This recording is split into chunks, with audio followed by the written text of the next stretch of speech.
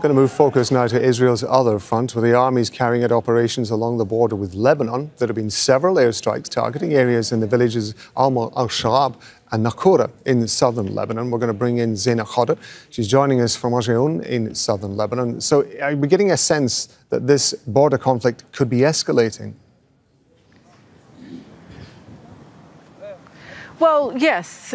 A different phase, if you like, a higher intensity conflict.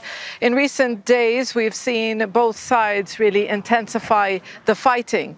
Israeli airstrikes on Wednesday, the highest number of strikes since the beginning of this conflict, hitting more than 40 Hezbollah targets along the border, and the strikes continued into the early hours of this morning. Hezbollah, too, carrying out more attacks, not just along the border, but striking deep inside Israel for the first time, striking near or north of the city of Akka. That's a coastal city some 15 kilometers from the border.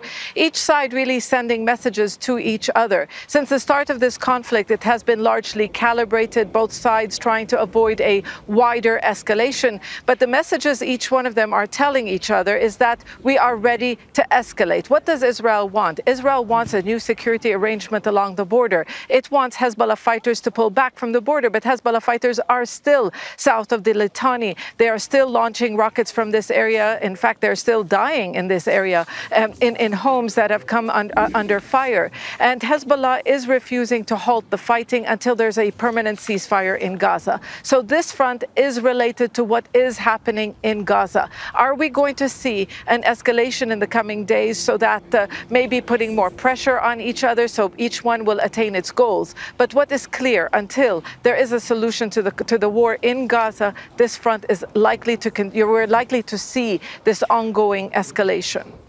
Talking to us from southern Lebanon, that's Zeina Khodr. Zeina, thank you. Make sure to subscribe to our channel to get the latest news from Al Jazeera.